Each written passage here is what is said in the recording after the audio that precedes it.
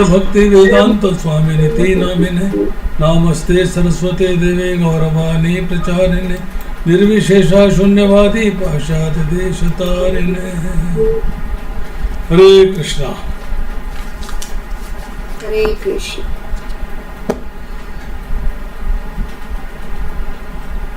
श्रीमद् भगवद गीता अध्याय संख्या 6 श्लोक संख्या 24 से लेके 32 तक। 24वां श्लोक पढ़ता हूँ। 3 लाइन का श्लोक है। स निश्चयेन योक्तव्य योग अनिर्भिन्न चेतसा संकल्प भगवान कामान त्यक्त्वा सर्वमान शेषता मनसा एव इंद्रिय ग्रामम विनियम्य समन्ततः। रूपाजी अनुवाद में लिखते हैं, मनुष्य को चाहिए कि संकल्प तथा श्रद्धा के साथ योगाभ्यास में लगे और पथ से विचलित ना हो। उसे चाहिए कि मनोधर्म से उत्पन्न समस्त इच्छाओं को निरपवाद रूप से त्याग दे और इस प्रकार मन के द्वारा सभी ओर से इंद्रियों को वश में करे। मनुष्य को चाहिए कि संकल्प और श्रद्धा से, देखिए यहाँ पे अगर हम देखेंगे, अभी रिवाइज करने की बात करी थी तो थोड़ा सा शॉर्ट में एक लाइन बताता हूँ कि 6ठे अध्याय में पहले से लेके और 9वें श्लोक तक कर्म फल का त्याग करने वाले योगी की चर्चा हुई है। ये अपने सारे कर्म फल भगवान को समर्पित कर दे, कर्म फल का त्याग कर दे। 14वें से 15वें श्लोक में सगुण और साकार रूप का भगवान का रूप जो है उस पर ध्यान करने वाला योगी है, उसकी चर्चा हुई है। और 18वें से 23वें श्लोक में जो हमने लास्ट टाइम किया था कि जो योगी अपने स्वरूप का ध्यान करता है, अपना स्वरूप क्या है, जीवेरे स्वरूप कृष्णेर नित्यदास, कि मैं भगवान का नित्यदास हूँ, उस स्वरूप का ध्यान करके भगवान से योग करता है। अब जो आज के श्लोक हैं उसमें से 24 से 28वां श्लोक, उस पर चर्चा होगी कि जो भगवान के निर्गुण और निराकार रूप का ध्यान करने वाला है, करना किसका चाहिए, सगुण और साकार रूप का। देखिए अब यहाँ चर्चा आती है, संकल्प भगवान कामान त्यक्त्वा सर्वान शेषता। जब इंद्रियों का इंद्र विषयों से संसर्ग होता है, कनेक्शन बन जाता है, तो आपके अंदर जो है एक सटल डिजायर पैदा होती है। उस सटल डिजायर को कहते हैं स्फुरना। स्फुरना आपको वो जो डिजायर है, वो जो इच्छा है, बड़ी सुंदर लगती है, अरे बड़ी अच्छी है, बहुत बढ़िया है, मुझे इसकी ज़रूरत है, आई नीड इट, मुझे इसकी रिक्वायरमेंट है। जब वो ये विचार आ जाता है कि मुझे ये चाहिए, तब वो जो स्फुरना है, जो सटल डिज़ायर है, वो ग्रॉस डिज़ायर में कन्वर्ट हो जाती है और संकल्प हो जाता है कि अब मुझे इसे प्राप्त करना है। अगर मेरे लिए अच्छा है तो वो नेगेटिव है या पॉजिटिव है, ये फैसला करना है। तो ये फैसला करती है बुद्धि। बुद्धि क्या फैसला करती है कि अगर मेरे लिए अच्छा नहीं है, तो ये भौतिक संसार की बात हो रही है, भौतिक संसार की। तो अगर भौतिक संसार की वस्तु मेरे लिए अच्छी है, गुड फॉर मी, तो पॉजिटिव हो गया। अगर मेरे लिए अच्छी नहीं है तो नेगेटिव आ गया। संकल्प पॉजिटिव की तरफ है, भौतिक संसार से कनेक्ट कर रहा है, या नेगेटिव है, भौतिक संसार से कनेक्ट नहीं कर रहा है। जब वो संकल्प हो जाता है, जब आपकी जो आपकी डिज़ायर है वो स्थूल हो गई है, तब आपकी उस चीज़ में आसक्ति हो जाएगी। जब आसक्ति हो जाएगी तो कामना हो जाएगी, कामना हो जाएगी तो कार्य होगा। पर आपको उस कामना का त्याग करना है, उस कामना का त्याग करना है। सर्वान मतलब किसी भी तरह की भौतिक संसार को भोगने की कामना आपके अंदर नहीं रहनी चाहिए। भौतिक संसार को भोगने की कामना आपके अंदर नहीं रहनी चाहिए। कुछ भी अशेष नहीं, कुछ भी शेष नहीं। अशेषता मतलब कुछ भी शेष नहीं, कुछ भी बाकी नहीं, अर्थात पूर्णता त्याग दिया, पूरे तरीके से त्याग दिया। सूक्ष्म संस्कार भी नहीं, अर्थात कामना का बीज भी नहीं होना चाहिए। तो बीज है तो कल वो बढ़ेगा और पेड़ बन जाएगा। कि एक पेड़, एक बीज जो है वो जंगल क्रिएट कर सकता है, तो वो कामना का बीज भी नहीं होना चाहिए। अब यहाँ आती है मनसा इंद्रिय ग्राम विनियम्य समन्ततः, जो आखिरी लाइन है कि जो हमारे इंद्रियां हैं ज्ञान की और कर्म की, इनको इंद्रिय विषयों से हटा लें। ये हम बार बार चर्चा करते आए कि इनको जो है इंद्र विषयों से हटा लेना है। मुझे संसार में मान नहीं चाहिए, सम्मान नहीं चाहिए, मेरी बड़ाई ना हो, मेरी तारीफें ना हो, और मैं आराम की ओर थोड़ा सा भी मेरा अट्रैक्शन नहीं होना चाहिए। आराम क्या, भौतिक संसार को भोगने का मजा नहीं होना चाहिए। मेरे में डिजायर होनी चाहिए भगवान की सेवा करने की। मन को वश में करना है, ये इस चैप्टर का मर्म है।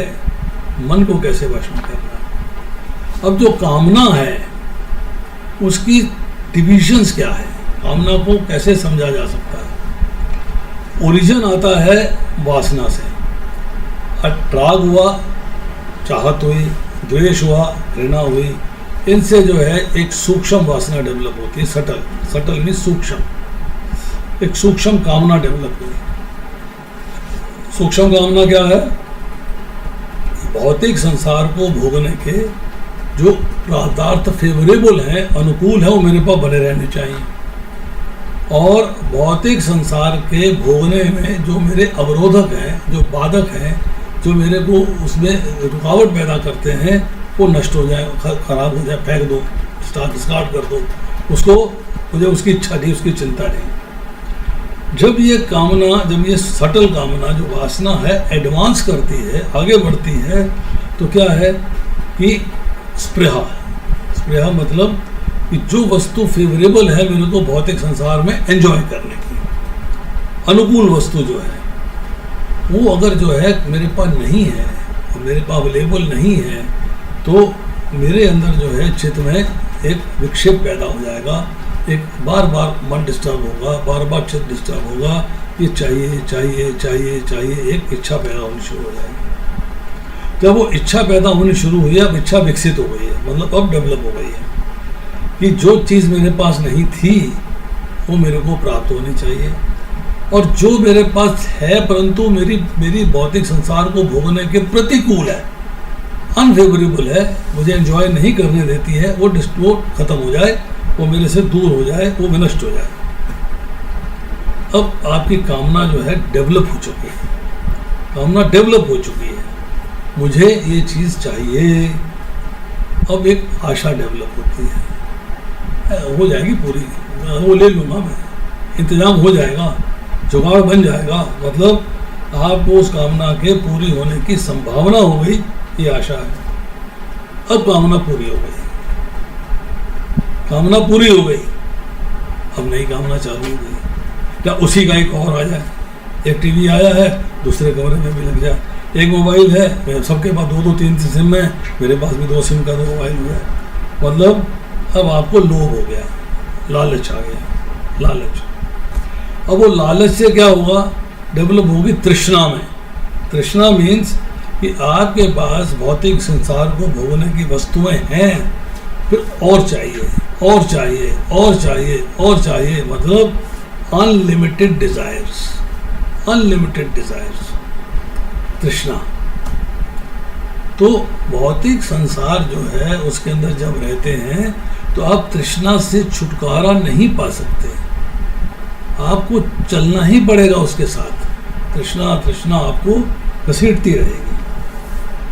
अब साधक और सिद्ध में मैंने पिछली बार फर्क बताया था कि साधक जो है साधना कर रहा है परंतु कामनाएं हैं, सिद्ध जो है साधना के हाईएस्ट लिमिट में आ गया है, अंतिम पड़ाव में आ गया है, उसमें कामनाएं समाप्त हो गई। अब एक छोटी सी बात समझने वाली है, आप कैम्फर लीजिए, पेपरमेंट, कपूर, उसको एक डिब्बी में डाल दीजिए, 24 घंटे के बाद, 48 घंटे के बाद आप जो है उस डिब्बी को खोलिए और कपूर को बाहर निकाल दीजिए, कपूर को बाहर निकाल दीजिए।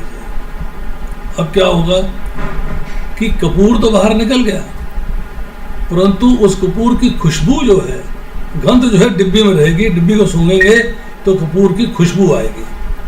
इसका मतलब है कामना का हम त्याग तो करते हैं, परंतु सूक्ष्म कामना, सटल डिजायर फिर भी एग्जिस्ट करती है, उससे छुटकारा नहीं मिलता, उससे आपको जो है छुटकारा नहीं मिलता। अब इसके बाद आता है श्लोक संख्या 25।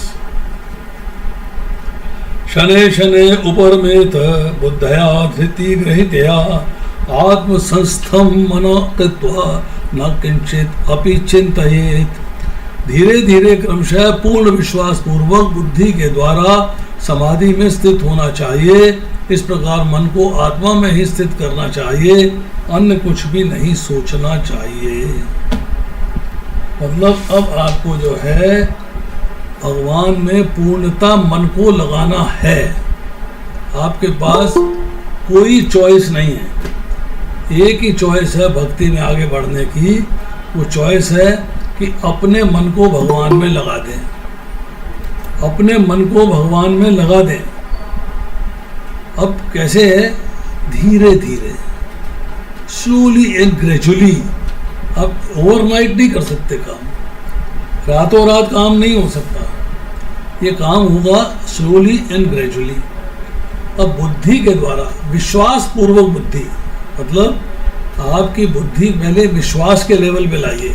यस, मेरा भगवान में विश्वास है, मेरी भगवान में श्रद्धा है, मेरी भगवान में आसक्ति है। वह भगवान में जब आपकी आसक्ति हो जाएगी, श्रद्धा हो जाएगी, विश्वास हो जाएगा, द बुद्धि जो डिस्क्रिमिनेट करती है, जिसका काम है डिस्क्रिमिनेट करना, वो डिस्क्रिमिनेट करेगी कि जो भी एक्टिविटी आप कर रहे हो, जो भी कार्य कर रहे हो, वो भगवान के प्रति है या संसार के प्रति है। अगर वो भगवान के प्रति है तो आप उस कार्य को करिए, आपको उसका जो है डेफिनेटली कृष्णा कॉन्शियसनेस में प्रोग्रेस होने में लाभ मिलेगा।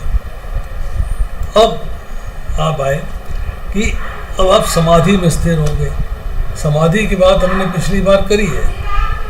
समाधि मतलब आपने इंद्रियों को इंद्र विषयों से हटाया, प्राणायाम किया और अल्टीमेटली अब आप ऐसी स्थिति में आ गए कि आपका ध्यान भगवान पे है।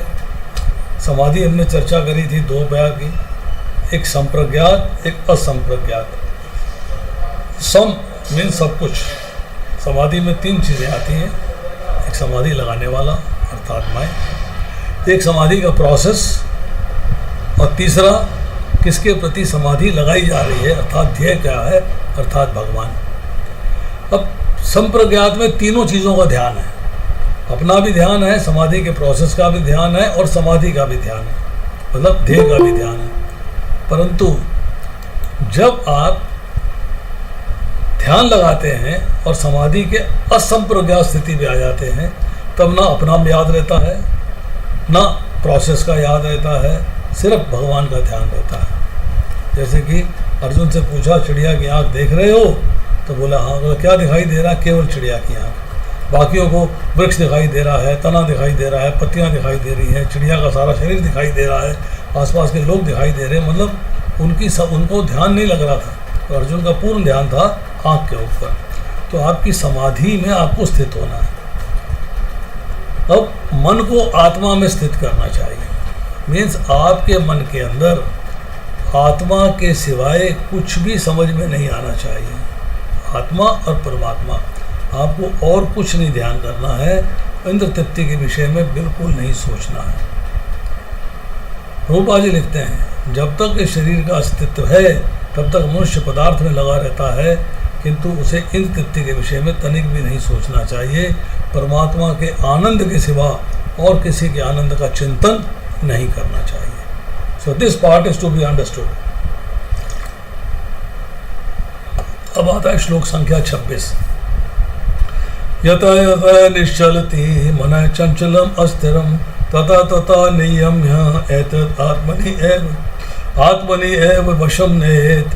मन अपनी चंचलता तथा अस्थिरता के कारण जहाँ कहीं भी विचरण करता हो, मनुष्य को चाहिए उसे वहाँ से खींचे और अपने वश में लाए। मीन्स अगर आप ऊपर वाला कार्य नहीं कर पा रहे हैं तो उसमें प्रॉब्लम बताई जा रही है। प्रॉब्लम क्या बताई जा रही है कि मन जड़ा चलायमान है। सूक्ष्म पाप जो आपके हैं, सूक्ष्म पाप जो आपके ऐसे कार्यकलाप हैं जो दिखने में तो नहीं दिखाई देते, परंतु बहुत ही उनका इफेक्ट जो है बहुत ही माइन्यूट सा है। जब सूक्ष्म वासना गिला, सूक्ष्म कामना के द्वारा आपका मन जो है विचलित हो जाता है, आपका मन डिस्टर्ब हो जाता है और न चाहते हुए भी सांसारिक विषयों की ओर चला जाता है, तब क्या करना चाहिए? पॉइंट यह है कि तब क्या करना चाहिए, ये इस श्लोक में बताया जा रहा है कि अभ्यास आपको जो है स्पष्ट रूप से यही मिल रहा है। क्या कि साधक ने जो एम बनाया है, जो उसने लक्ष्य बनाया है, जो उसने ध्येय बनाया है, उस पर आपका मन नहीं टिक रहा। जैसे हम कहते हैं जप करते हैं मन भटकता रहता है, गीता पढ़ते हैं मन भटकता रहता है, भोग लगाते हैं मन भटकता रहता है, भोग बनाते हैं मन भटकता रहता है, भगवान के दर्शन करने जाते हैं मन भटकता रहता है। मीन्स आपका मन भटकना बंद कैसे हो, दिस इज इम्पॉर्टेंट। मन बड़ा चंचल है, चलायमान है, हमेशा सांसारिक भोगों का, सांसारिक सामान का, सांसारिक पदार्थ का, सांसारिक वस्तुओं का, सांसारिक रिश्तों का स्मरण करता रहता है, उनका चिंतन करता रहता है। भगवान का चिंतन कम और उनका चिंतन ज़्यादा। मीन्स मन ना तो भगवान में स्थिर होता है और ना ही सांसारिक भोगों को छोड़ता है। मन की पोजीशन देखिए क्या गजब की है कि भगवान में स्थिर नहीं हो रहा, जिसको मैं करना चाहता हूँ सांसारिक भोगों को छोड़ नहीं पा रहा। कॉज है अज्ञान, इग्नोरेंस। ज्ञान नहीं है, आपका जिंदगी आपकी विषयों का चिंतन करने में बीत गई। अब आज आप एकदम चाहेंगे कि वो चिंतन छूट के भगवान की तरफ लग जाए तो it is difficult, very difficult. But उस डिफ़िकल्टी को स्लोली ग्रेजुअली आपको चेंज करना। जैसे मैं एग्जांपल देता हूँ, एक बच्चा है, वो सारा दिन खेलता है, होल डे ही प्लेस, उसको और कोई काम नहीं, पढ़ने के नाम पे ज़ीरो है। अब आप उसको पहले दिन जो है किताबें पकड़ा के पढ़ने के लिए बिठा दो, ताला मार दो, उसके पास सर पे बैठ जाओ डंडा लेके, तो पढ़ेगा नहीं, समझ में नहीं आएगा उसको कुछ भी। अब उसको पढ़ाना है, समझाना है, तो कैसे करोगे? 15 मिनट पहले दिन, फिर एक हफ्ते के बाद आधा घंटा, फिर एक हफ्ते के बाद पौना घंटा, फिर एक हफ्ते के बाद 1 घंटा, फिर आस्ता आस्ता बढ़ाते 4-6 महीने में जाके आप 6 घंटे पे आओगे। ग्रेजुअली, स्लोली, प्रोग्रेसिव स्टेज में आके आहिस्ता आपको उसे आगे बढ़ाना है। आप रातों रात नहीं कर सकते कि मन मेरा भगवान में स्थित हो जाए, it's not possible. It has to become very slowly and gradually. अब जो 62वें श्लोक में दूसरे अध्याय में चर्चा करी गई है कि ध्याय तो विषयान पुंसा, आप तो अज्ञान में हो, विषयों का चिंतन करते ही आपकी उसमें आसक्ति हो जाती है, उससे मोहित होते हो और उसमें आनंद लेते हो। बट भगवान क्या है? शांति के अनंत समुद्र, वास्तविक शांति प्राप्त होती है। नंबर 1, आप जो है वास्तविक शांति का अटैचमेंट छोड़ के, आप जो है सच्चिदानंद भगवान को छोड़ के आप अनित्य, क्षणभंगुर, दुखजनक विषयों में दौड़ लगा रहे हो। अब इसमें आपको सावधान होना पड़ेगा। जैसे हम लोग सड़क में जाते हैं तो कहते हैं सावधानी हटी और दुर्घटना घटी। मतलब सावधानी ही साधना है, सावधानी हटेगी तो दुर्घटना, मतलब भगवान से ध्यान हटा और संसार में ध्यान लग गया, ये दुर्घटना है। तो you have to be very clear and very understanding. अब आती है श्लोक संख्या 27। प्रशांत मनसम ही एनम योगिनम सुखम उत्तमम उपैति शांत रजसम ब्रह्म भूतम अकलशम।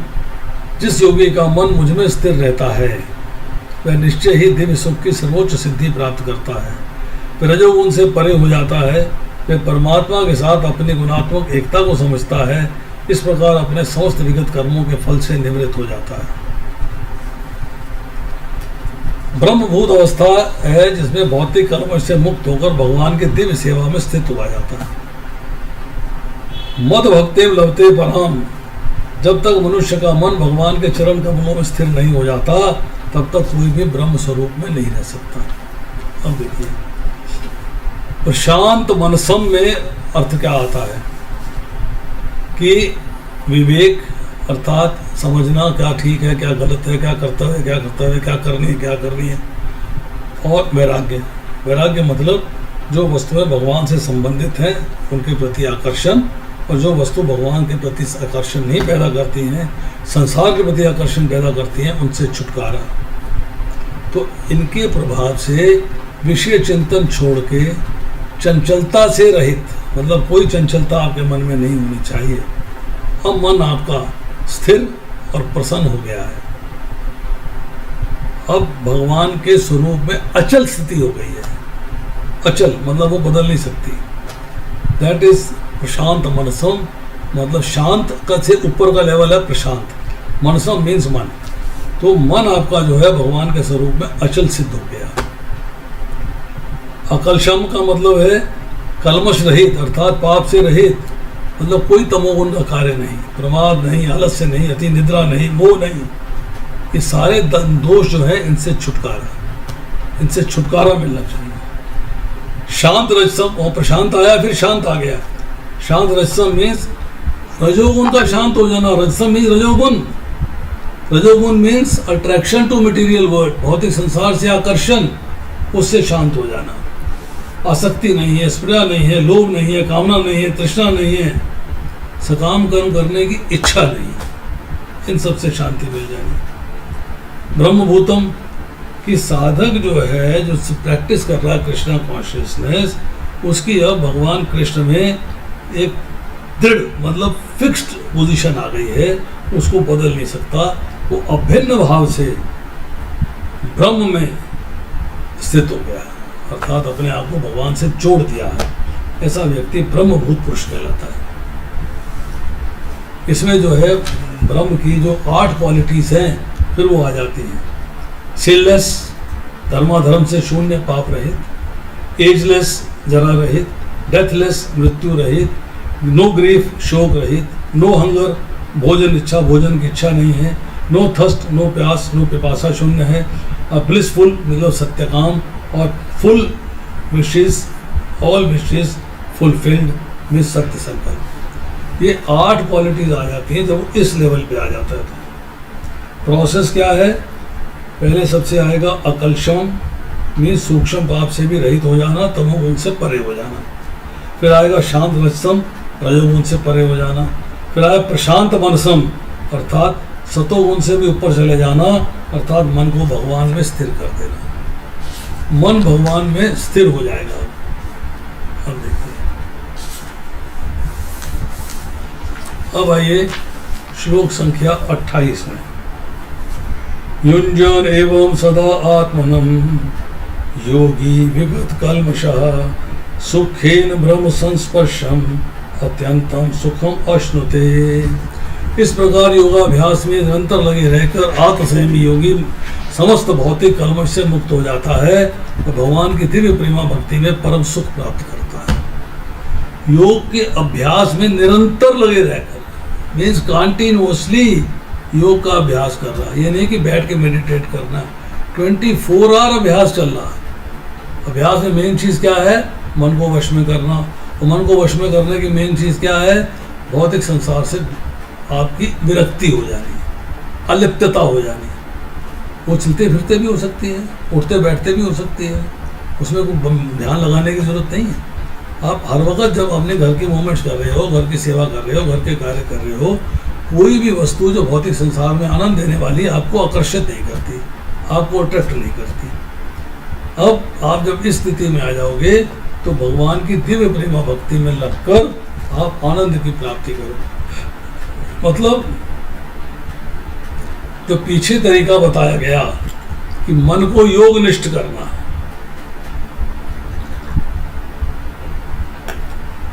कि मन को योग से भगवान से जोड़ देना है। अब ऐसा योगी जो निष्पाप है, इसमें कोई पाप नहीं है, मतलब कलमश नहीं है, गंदगी नहीं है, कंटामिनेशन नहीं है, उसको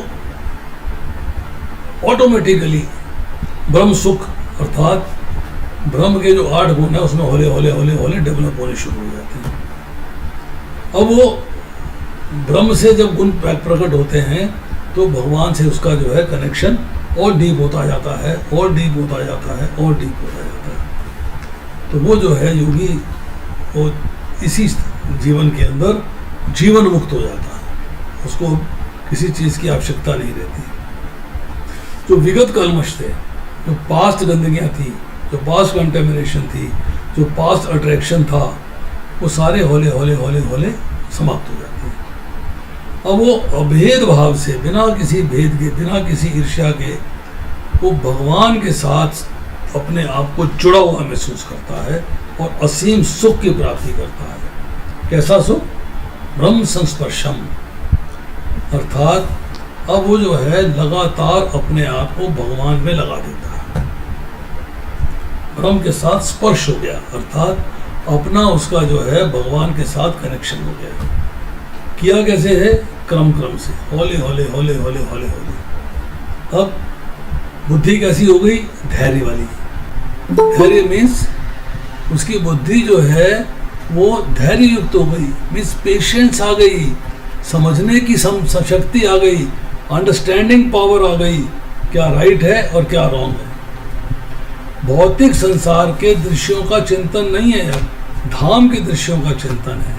भौतिक संसार की वस्तुओं का चिंतन नहीं है, ठाकुर जी के स्वरूप का चिंतन है।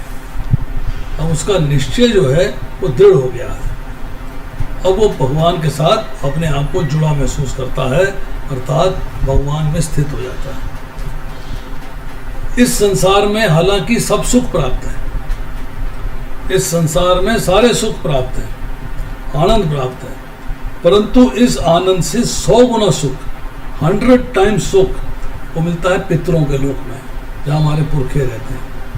उस पितरों के लोक में जो आनंद मिलता है उससे 100 गुना आनंद मिलता है गंधर्व लोक में, जहाँ गंधर्व रहते हैं, और उससे 100 गुना मिलता है देवलोक में अर्थात स्वर्ग में, उससे 100 गुना प्रजापतियों के लोक में, उससे 100 गुना ब्रह्मलोक में, और उसके ऊपर जब जाएंगे तो कितने गुना होगा इसकी कोई कैलकुलेशन नहीं कर पाया अभी तक। अब आती है श्लोक संख्या 29।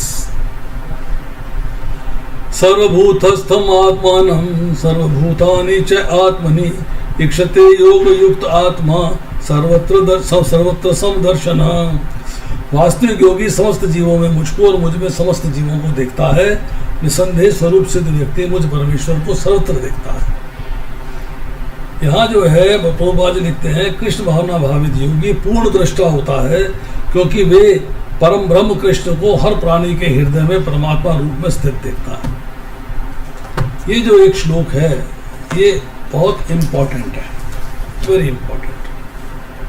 कैसे कि यहाँ जो है साधक का जो व्यवहार है, जो उसका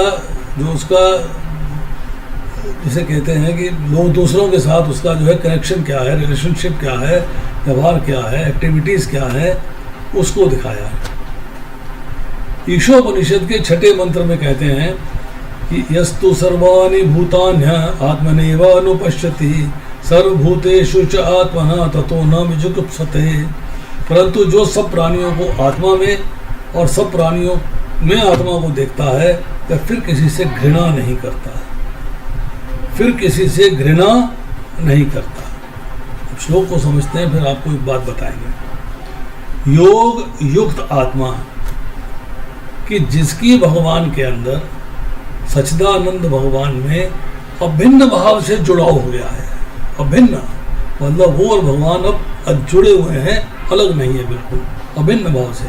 मन उसके सिवाय और कहीं लगता ही नहीं, मन कहीं और जाता ही नहीं, हर समय हर क्षण हर पल भगवान का चिंतन रहता है। ऐसे ब्रह्मबोध योगी के लिए शब्द इस्तेमाल हुआ है। सर्वत्र समदर्शन, इस सब जगह भगवान ही स्थित हैं। चीनी के खिलौने के अंदर सारी चीनी होती है, इस तरह भगवान ने जो खिलौने बनाए हैं, जो जीव बनाए हैं, वो सब में भगवान स्थित है, सब में भगवान स्थित है। यहाँ एग्जाम्पल दिया गया है जेवर का, सोने का और फिर चोने का। सोना लिया, जेवर बनाया, जेवर टूटा, सोना बन गया, अर्थात हर जगह सोना ही सोना है। बर्फ का घड़ा बनाया, पानी में डुबो दिया, अंदर भी पानी है, घड़ा भी बर्फ पानी का बना हुआ है, बाहर भी पानी है। मीन्स हर जगह भगवान है। यही बात 5वें अध्याय के 18वें श्लोक में कही है, विद्या विनय संपन्ने ब्राह्मणी गवि हस्तनी सुनी चय छुपाके चय पंडिता समदर्शना। वो हर जगह भगवान के ही दर्शन हो रहे हैं। भगवान संपूर्ण प्राणियों में स्थित है, सर्वभूतस्थम आत्मानाम। भगवान सर्व प्राणियों में स्थित है और सब प्राणियों में भगवान को देख रहा है। प्राणी तो भगवान में स्थित हैं, पर भगवान प्राणी में स्थित नहीं है। कैसे? कि प्राणियों की तो अपनी एग्जिस्टेंस है, अपनी सत्ता है, और अपने में प्राणियों की सत्ता नहीं है। कि प्राणी जो है विनाश में जाता है, भगवान अंदर स्थित होते हुए विनाश को प्राप्त नहीं करते। भगवान आपके हृदय में स्थित है। आपका शरीर समाप्त हो जाता है, हृदय समाप्त हो जाता है, तो भगवान समाप्त नहीं होते। इसलिए भगवान आप में स्थित होते हुए भी स्थित नहीं है, अर्थात आप में लिप्त नहीं है, आप में लिप्त नहीं है। समझे? अब इसमें जो है एक छोटी सी बात मैं बताना चाहता था। एक जगह लेक्चर दे रहा था मैं, तो मुझे प्रश्न हुआ कि सास और बहू का झगड़ा क्या गीता में लिखा है? सास और बहू में झगड़ा नहीं होता, कहीं लिखा है क्या? आप कहते हो भगवद गीता में सब प्रश्नों के उत्तर है, तो सास और बहू के झगड़े का उत्तर कहाँ है? आंसर इज कि जो सब प्राणियों को आत्मा में और सब प्राणियों में आत्मा को देखता है, वह किसी से घृणा नहीं करता। मीन्स कि व्यक्ति जो है उसने अपने आप को दूसरे व्यक्ति के हृदय में भगवान से कनेक्ट किया हुआ है, और अपने हृदय में जो भगवान है उनसे भी कनेक्ट किया हुआ है। मीन्स दूसरे के हृदय में भगवान है, वही भगवान है जो मेरे हृदय में विराजमान है। तो मैं नहीं चाहता है कि भगवान को किसी तरीके का कष्ट दिया जाए। तो अगर सास ये सोच ले कि इस मेरी बहू के हृदय में वही भगवान है जो मेरे हृदय में है, तो मैं उनको कष्ट नहीं देना चाहती, तो वो बहू के प्रति कोई ऐसा मतलब दृष्टि नहीं रखेगी, ऐसे डायलॉग नहीं मारेगी, ऐसे कष्ट नहीं देगी जिससे बहू को तकलीफ हो, अर्थात बहू के हृदय में बैठे भगवान को तकलीफ हो। और बहू भी जो है सास के प्रति ऐसा ही व्यवहार करेगी कि सास के हृदय में वही भगवान बैठे हैं जो मेरे हृदय में बैठे हैं, तो मुझे उन्हें किसी प्रकार का कष्ट नहीं देना है। अगर मैं सास को कष्ट देती हूँ तो भगवान को कष्ट होता है। तो जब ये बात आएगी समझ में, तो ना सास झगड़ा करेगी ना बहू झगड़ा करेगी, क्योंकि दोनों जो है दूसरे के हृदय में जो भगवान विराजमान है उसकी रिस्पेक्ट कर रहे हैं। अब आते हैं हम श्लोक संख्या 30 में। यो मां पश्यति सर्वत्र सर्वं च मयि पश्यति तस्य अहं न प्रणश्यामि सह च मे न प्रणश्यति। जो मुझे सर्वत्र देखता है, सब कुछ मुझ में देखता है, उसके लिए न तो मैं कभी दृश्य होता हूँ, ना ही वो मेरे लिए अदृश्य होता है। भगवान परमात्मा योगी को कभी दृश्य नहीं होते, और योगी भगवान को दृश्य नहीं होता। मीन्स दोनों एक दूसरे को देखते हैं। 6ठे अध्याय के 14वें-15वें श्लोक में जिस भक्ति योगी का वर्णन हुआ है, उसके एक्सपीरियंस की बात, अनुभव की बात जो है यह 3रे श्लोक में आ रही है। भगवान के दर्शन का वर्णन हो रहा है।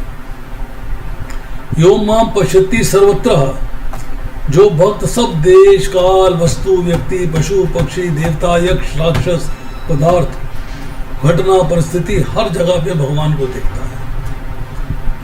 भगवान को देखता है मतलब वो सब जगह भगवान को देखता है। ये बात उसको जो है अंडरस्टैंड करनी है। इसका मतलब अर्थ जो है गूढ़ है, और इसको बड़े ध्यानपूर्वक सोचना और समझना है। तस्याहं न प्रणश्यामि, जब भक्त सब जगह मुझे ही देखता है तो मैं उससे कैसे छिपूं? कहाँ छिपूं? किसके पीछे छिपूं? किसके आगे छिपूं? तो मैं भक्त के लिए कभी अदृश्य नहीं होता। सच में न प्रणश्यति, अर्थात भगवान कहते हैं चौथे अध्याय के 11वें श्लोक में, ये था मां प्रबोधनते, मतलब जो भक्त भगवान को सब जगह देख रहा है तो भगवान भी रेसिप्रोकेट करते हैं, भगवान भी उसको सब जगह देखते हैं। अर्थात भक्त भगवान के लिए कभी अदृश्य नहीं होता, अर्थात भक्त का कभी पतन नहीं होता।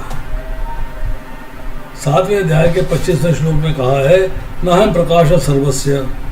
जो भगवान से विमुख होकर संसार के सम्मुख है, आसक्त है, उसके लिए भगवान अदृश्य रहते हैं। और भक्त भी भगवान के लिए वो व्यक्ति भी भगवान के लिए अदृश्य रहता है। भगवान फिर उस पर ध्यान नहीं देते। भगवान को प्रेफरेंस है भक्तों में, ना कि अभक्तों में। अब 31 श्लोक है, 31वां श्लोक है जरा लंबा। सर्वभूता स्थितम ये माम भजति एकत्वम आस्थित सर्वथा वर्तमान अपि स योगी मयि वर्तते। जो योगी मुझे तथा परमात्मा को अभिन्न जानते हुए परमात्मा की भक्ति पूर्वक सेवा करता है, वो हर प्रकार से मुझ में स्थित रहता है। वो व्यक्ति जो है भगवान में स्थित रहता है।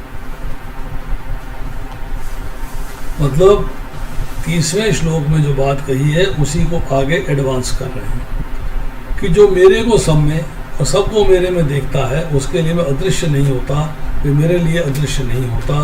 इसका रीज़न बताया कि संपूर्ण प्राणियों में स्थित मेरे साथ उसकी अभिन्नता हो गई है।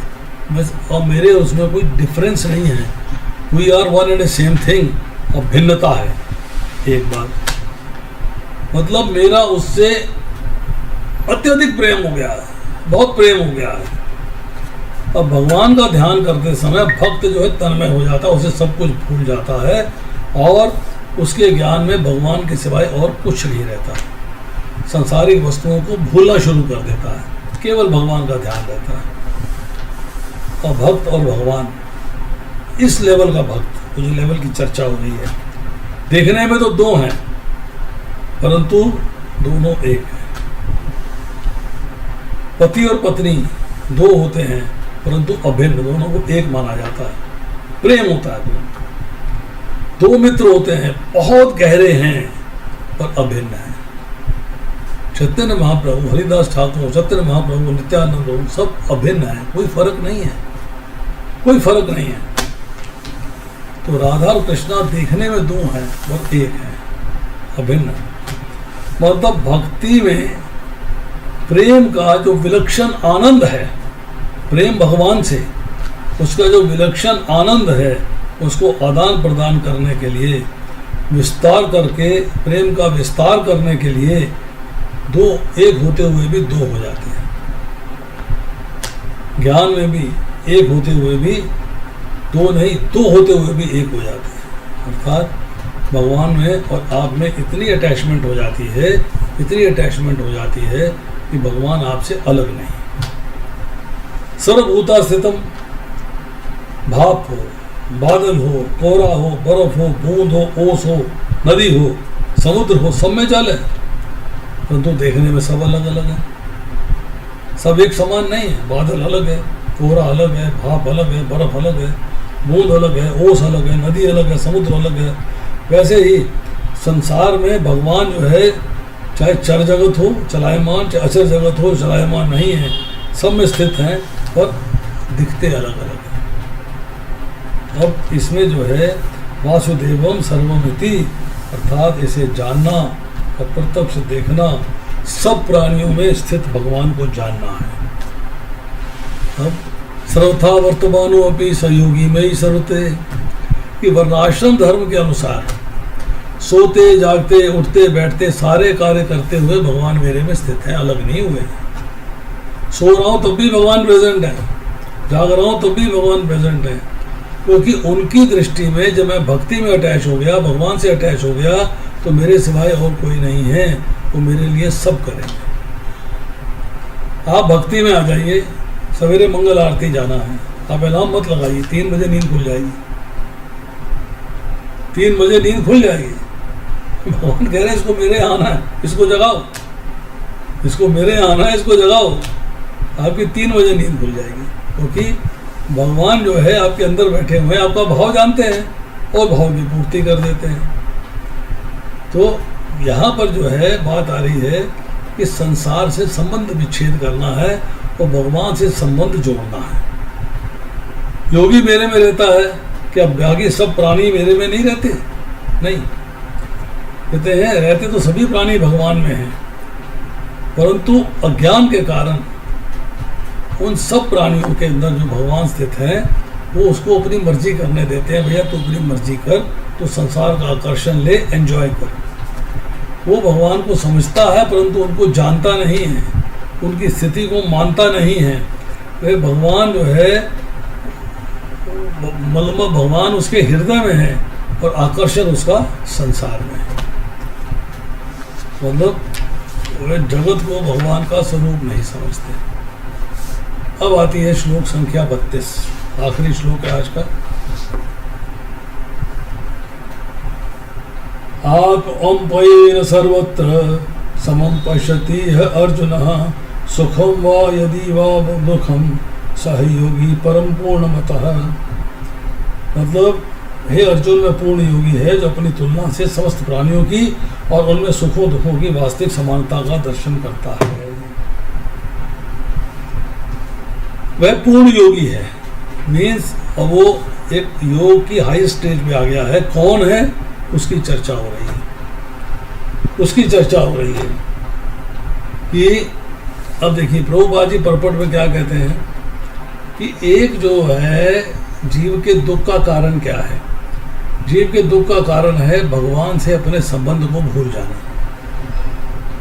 भगवान से अपने संबंध को भूल जाना आपके दुख का कारण है।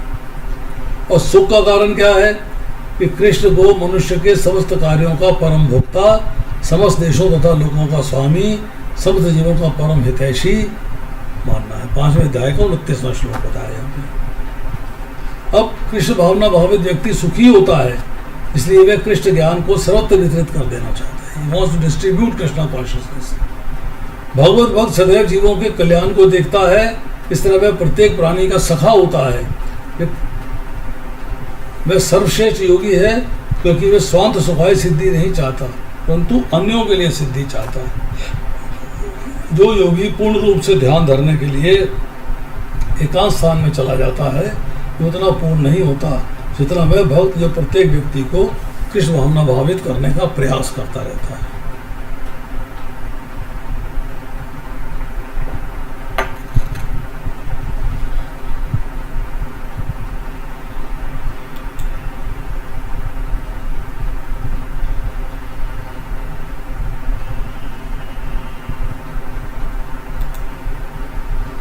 अब देखिए,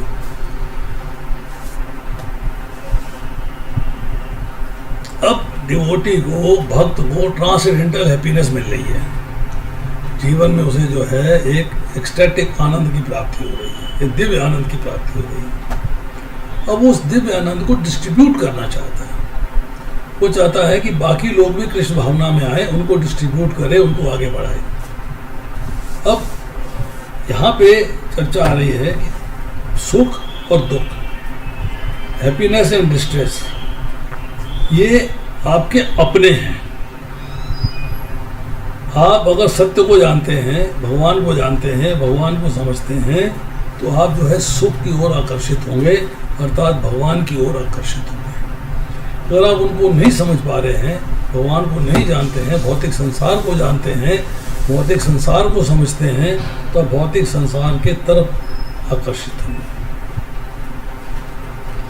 अब साधना से भी इक्वी पॉइज हो सकता है, आदमी समता की स्थिति में आ सकता है। मुझे सुख प्रिय है, मुझे दुख अप्रिय है। दुख प्रिय नहीं है, दुख अप्रिय है। ये अपने लिए भी महसूस करता है और दूसरों के लिए भी महसूस करता है, समभाव से देखता है और दूसरे के सुख की कामना करता है, दूसरे के दुख की नहीं। मुझे सुख मिले, दूसरे को दुख मिले, ऐसा नहीं। मुझे सुख मिले तो दूसरे को भी सुख मिले। मैं कृष्णा कॉन्शियस हुआ हूँ, आनंद की प्राप्ति कर रहा हूँ, तो दूसरे को भी कृष्णा कॉन्शियसनेस में लेके आऊँ। इसमें एक छोटी सी बात याद आती है। एक व्यक्ति का अपने पड़ोसी से बहुत दुश्मनी थी, बहुत दोष था, गुस्सा बहुत करता था, नफरत बहुत करता था, घृणा बहुत करता था। अब उसने जो है भगवान की भक्ति करी, पूजा करी, भगवान प्रकट हुए, भगवान ने कहा वर मांगो। कहता है कि ऐसा है कि मैं ये बार मांगता हूँ कि मुझे ये मिले, मुझे वो मिले, बंगला मिले, पैसा मिले, इंडिया मिले, बहुत सारा उसने डिमांड कर दी। भगवान ने कहा देख तेरे को दे रहा हूँ, जितना तेरे को दे रहा हूँ उसे दोगुना तेरे पड़ोसी को दूंगा जिसे तू नफरत करता है। अरे उसको दे दो, मुझे क्या फर्क पड़ता है, मेरे को मिलना चाहिए। एग्री कर गया, घर आ गया। मेरा एक बढ़िया सा बंगला बन जाए, सामने वाले के 2 बन गए।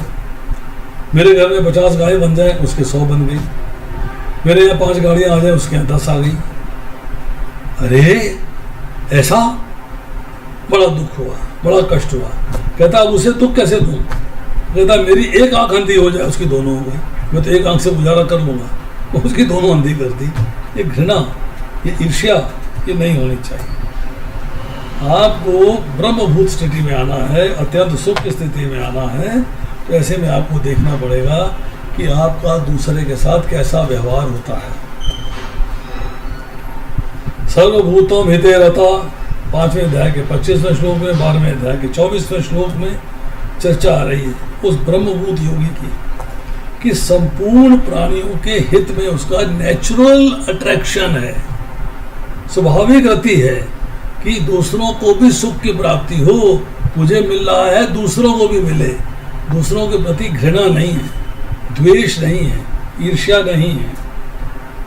तो इस तरह जो है ये श्लोकों में हमने 32वें श्लोक तक किया कि आपको दूसरों के दुखों में और सुखों में वास्तविक समानता, मतलब उसको एक ऐसे लेवल पे लेके आना है कि दुख समाप्त होके सारे सुखों में कन्वर्ट हो जाए।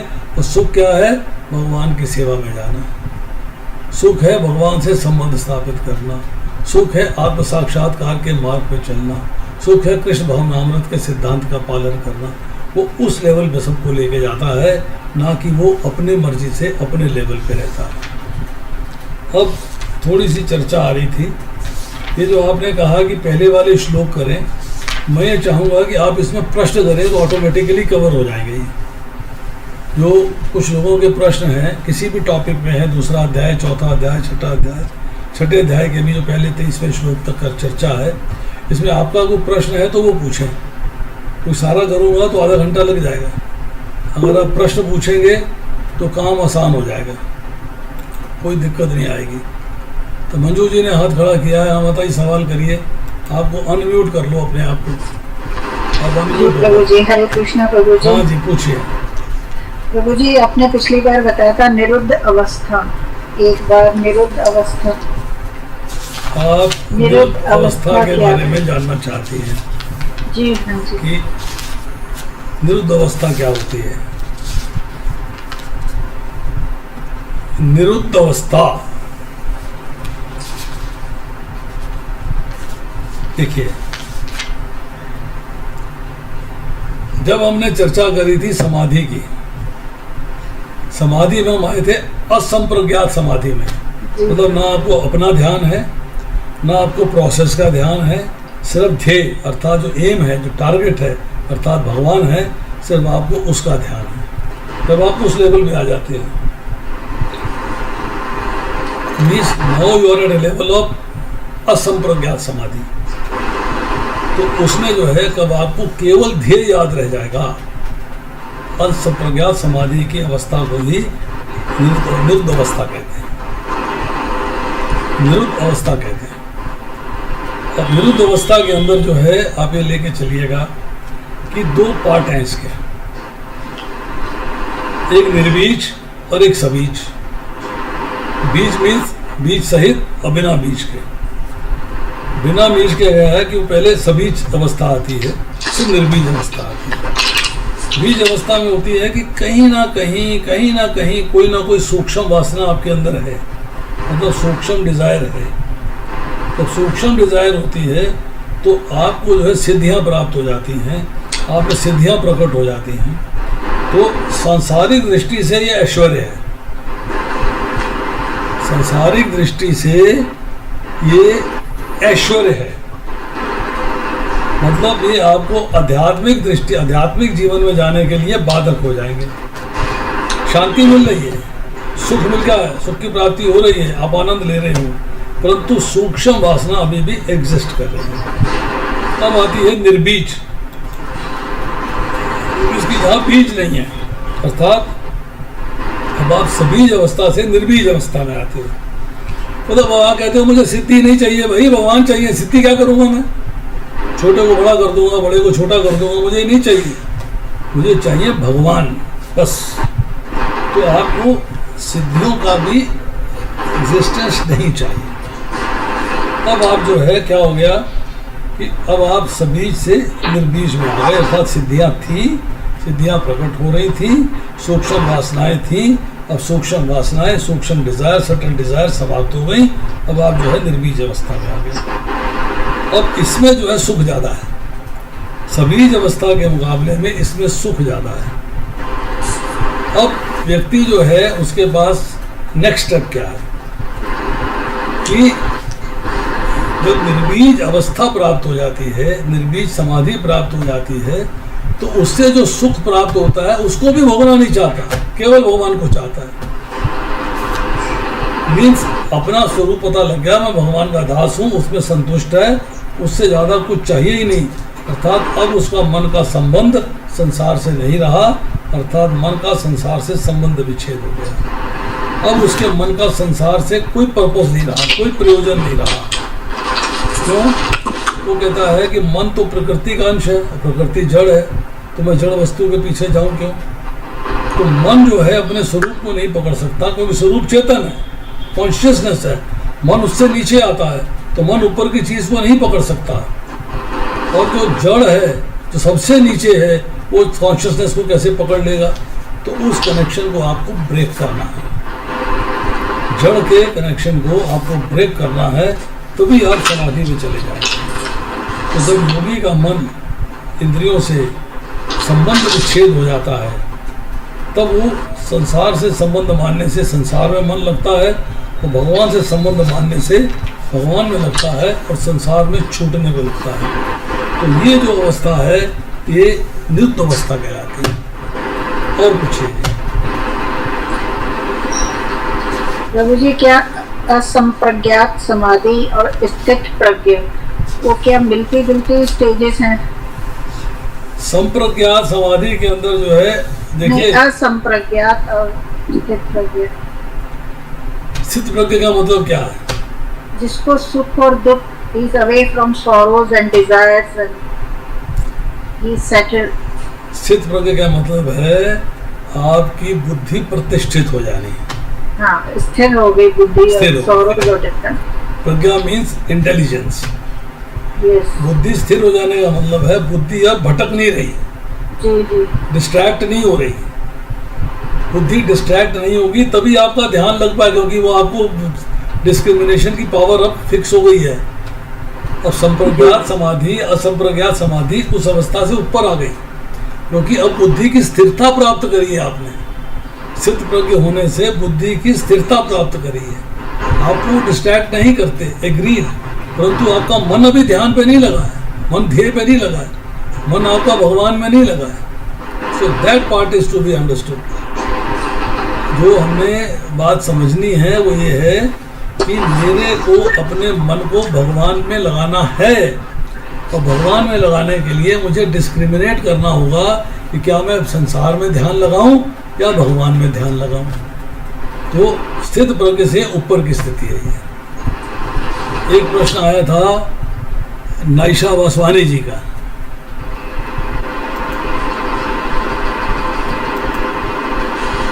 हाँ जी, हरे कृष्ण प्रभु जी, धन्यवाद, प्रणाम। प्रणाम। वीडियो ठीक करिए अपना। जी जी, ऑन किया है प्रभु जी। अब पूछिए प्रश्न। प्रभु जी, आपने अभी बताया ना कि माला के टाइम या भगवान के दर्शन के टाइम मन नहीं भटके, उसके लिए मतलब हमारी इच्छाओं को मतलब मटेरियल डिजायर्स डिटैचमेंट होना चाहिए, और वो धीरे धीरे होगा।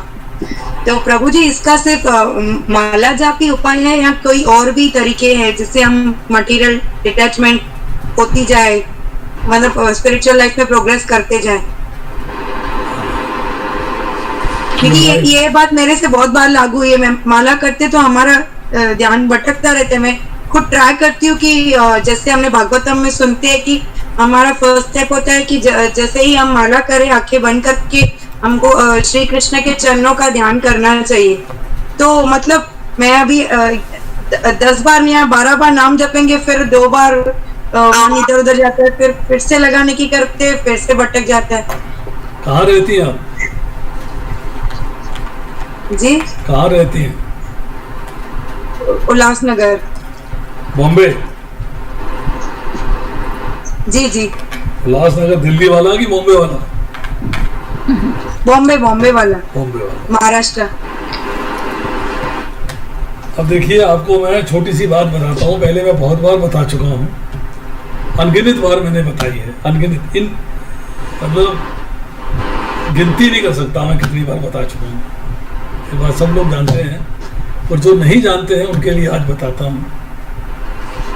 मन को भटकने से रोकने के लिए मन को पहले मतलब चाहते हैं भगवान में लगे, भगवान में मन लगे, नहीं तो भटकने से रोकना है ना। मन जो है ये तो भगवान में लगे या भगवान के नाम में लगे। भगवान का नाम और भगवान अभिन्न है, दोनों में कोई फर्क नहीं है, both are one and same. अब मेरा मन जो है वो भगवान में लगे,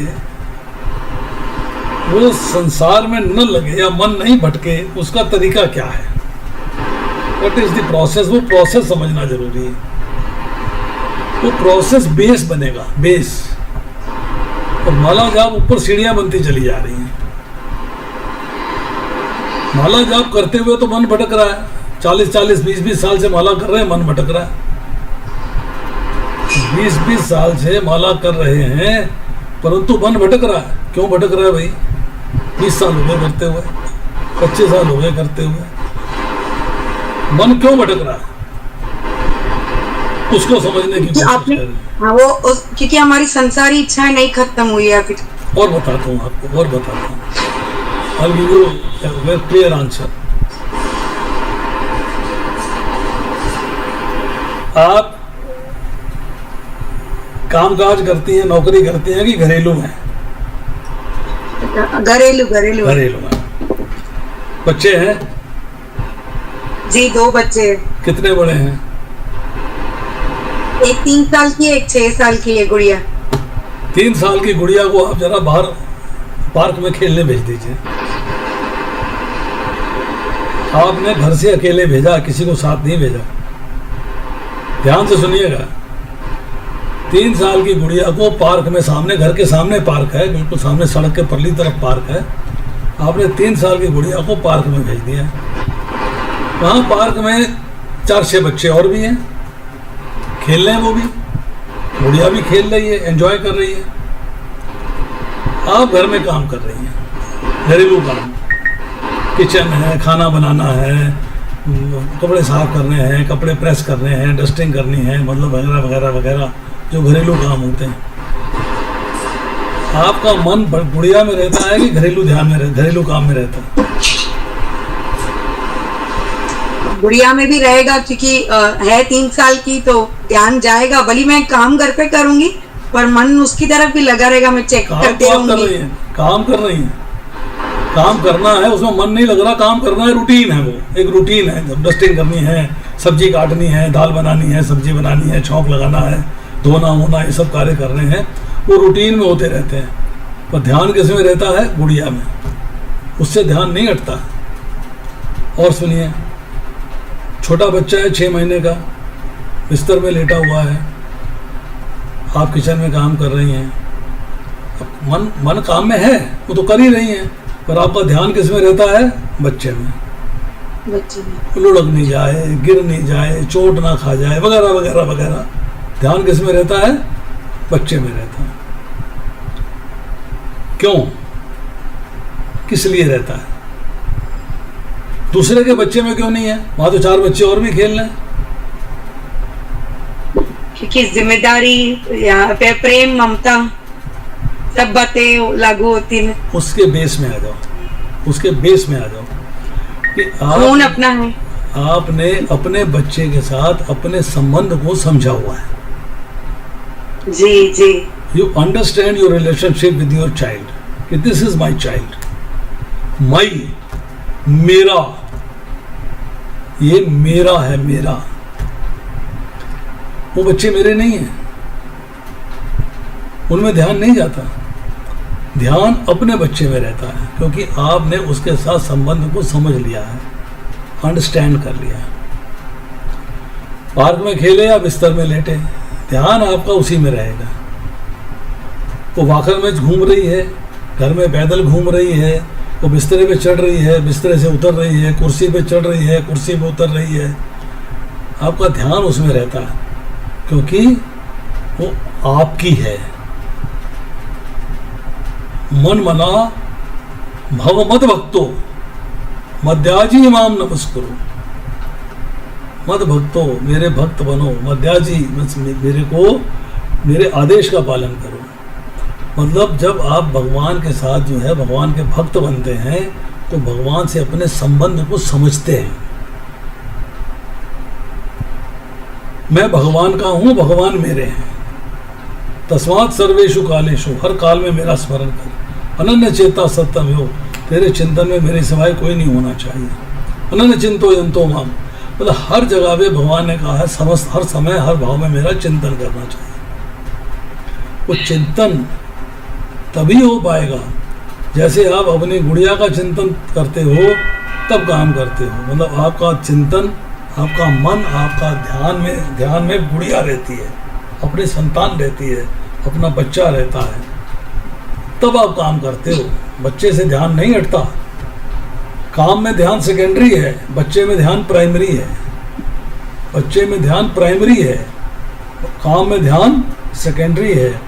इसी तरह जब आपका भगवान में संबंध समझ में आ जाएगा, when you start realizing and understanding your relationship with the Lord, मेरा रिलेशनशिप क्या है, रिलेशनशिप को आप समझ लेंगे, भगवान से संबंध को समझ लेंगे। अर्थात भगवद गीता के पहले 6 चैप्टर अच्छे तरीके से समझ लेंगे, जिसमें कर्म योग है, कृष्ण भावना भावित कर्म है, निष्काम कर्म योग है, ध्यान योग है, और उसके बाद दिव्य ज्ञान है। नहीं, जब आप उस सारे चैप्टर्स को अच्छे तरीके से समझ लेंगे, फिर आपको अपना संबंध भगवान के साथ समझ में आ जाएगा। जब भगवान के साथ संबंध समझ में आ जाएगा, फिर आप रियलाइज करोगे, यस, फिर आपका मन जो है हौले हौले हौले हौले संसार से हटना शुरू हो जाएगा और भगवान में लगना शुरू हो जाएगा। क्योंकि तब आप समझोगे मुझे जो करना है उन भगवान के लिए करना जो मेरे हैं। मैं भगवान का हूँ। फर्क है इन सेंटेंसेस में। मैं भगवान का हूँ, भगवान मेरे हैं। फर्क क्या है? सुनने में तो एक जैसा है। मैं भगवान का हूँ, भगवान मेरे हैं, सुनने में एक जैसा है। तस्मात् सर्वेषु कालेषु माम अनुस्मर युद्ध च, मैं भगवान का स्मरण करते हुए युद्ध कर रहा हूँ। भगवान कहते हैं मेरा स्मरण करते हुए युद्ध करो। भगवान ने ये नहीं कहा युद्ध करते हुए मेरा स्मरण करो। मेरा स्मरण करते हुए युद्ध करो का मतलब है स्मरण प्राइमरी है और युद्ध सेकेंडरी है। एक मुख्य है, एक गौण है। मैं भगवान का हूँ, भगवान मेरे हैं। मैं भगवान का हूँ मतलब भगवान के लिए मैं क्या करूँ, भगवान की सेवा करूँ ना करूँ, क्या करूँ, ये अंडरस्टैंड करना। भगवान मेरे हैं, भगवान मेरे लिए क्या करेंगे। तो भगवान मेरे हैं सेकेंडरी है, मैं भगवान का हूँ ये प्राइमरी है। तो ये जब अंडरस्टैंडिंग आ जाएगी, जब आप समझ लोगे कि मेरा भगवान के साथ क्या संबंध है, फिर आप हौले हौले हौले हौले ग्रेजुअली जब भगवान पे कंसंट्रेट करेंगे तो आपका संबंध भगवान से समाप्त नहीं होगा, भगवान के साथ जुड़ता चला जाएगा और संसार से संबंध विच्छेद होता चला जाएगा। धन्यवाद प्रभु जी, धन्यवाद, प्रणाम। आपने लास्ट टाइम भी मुझे बच्चों के लिए बहुत अच्छा गाइड किया था। मैंने अपने बच्चों के लिए क्लासेस ही ढूंढ रही हूँ और मुझे मिल भी गई है। बहुत अच्छा, एटलीस्ट वन से मैं भी। प्रभु जी ऐसे ही गाइड करते रहिए। श्योर। और ये बार भी आपने जो बात बताई एकदम दिल से लगी। मैं वही सोच रही हूँ, तब मन में वही चिंतन चल रहा है।